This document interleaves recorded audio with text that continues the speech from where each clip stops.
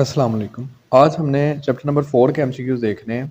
Chapter number 4 के MCQs में पहला एमसीक्यूज़ एक फ़ॉर्मूला है।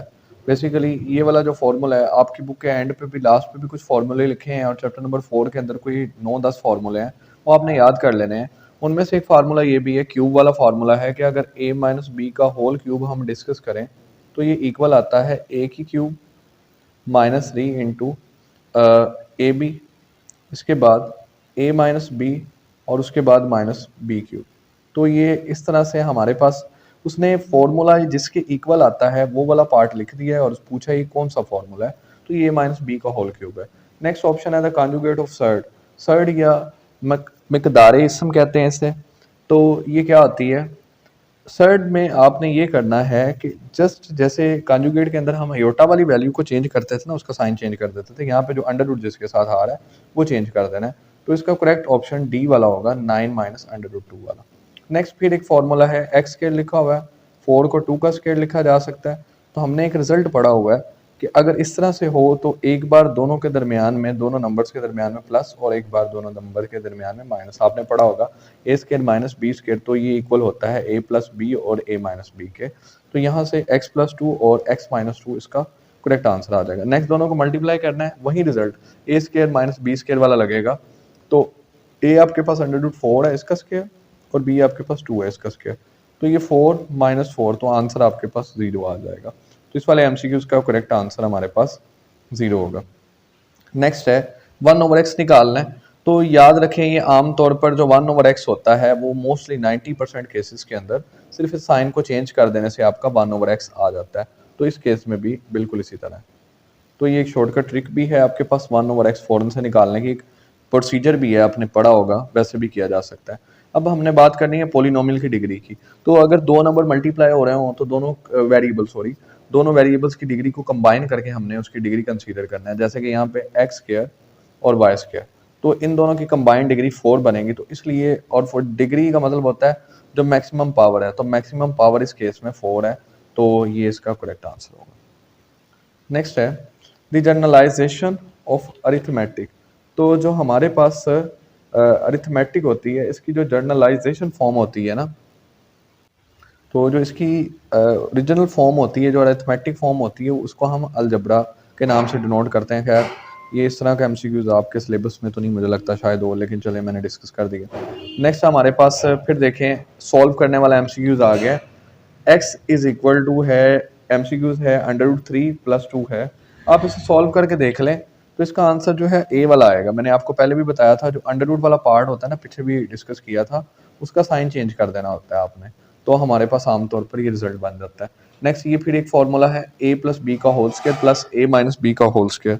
तो ए प्लस बी, और अगर दरमियान में प्लस आ रहा है तो देखिए, अगर हम इसका फॉर्मूला ओपन करें तो A square plus B square plus 2ab के इक्वल होगा, और दरमियान में प्लस आ रहा है तो वो भी A square plus B square minus 2ab के इक्वल होगा। तो ये वाला पार्ट इस पार्ट से कट गया। तो इस तरह से 2 अगर हम कॉमन ले लें, 2a स्क्वायर 2b स्क्वायर बनेगा ना, तो 2 कॉमन ले लें तो इसका एग्जैक्ट फार्मूला ये वाला बनेगा। तो ये रिजल्ट भी है, आप फार्मूलों में वैसे भी याद किया होगा।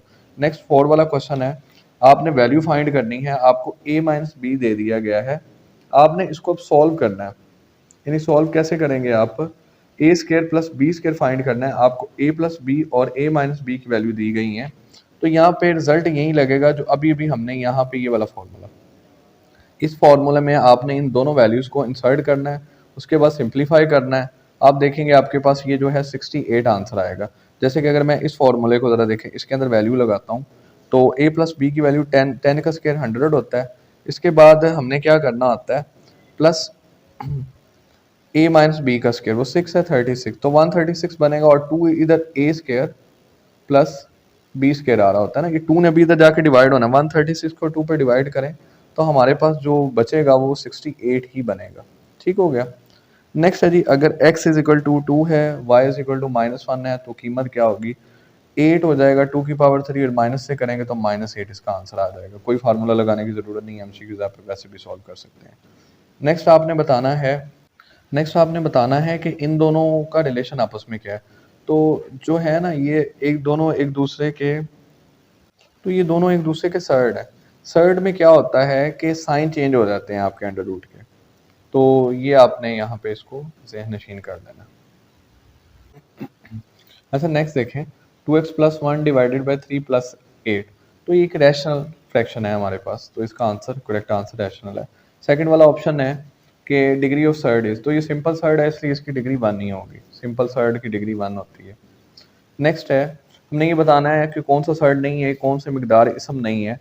तो याद रखें इसकी डेफिनेशन ये होती है कि जज़र के अंदर आपके पास एक नातक नंबर आना चाहिए, क्योंकि पाई गैर नातक नंबर है, इसलिए ये वाला नंबर, ये वाला जो ऑप्शन है आपका करेक्ट आंसर होगा, ये सर्ड या मिकदार इसम नहीं है।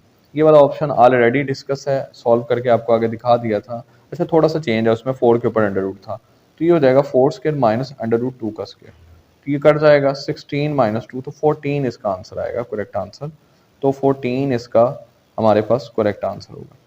नेक्स्ट एमसीक्यूज है, ये सिंपलेस्ट फॉर्म है ना, x+1 ओवर x+3, ये मजीद सिंपल नहीं हो सकता, तो ये हमारे पास सिंपलेस्ट फॉर्म है, ठीक है। नेक्स्ट है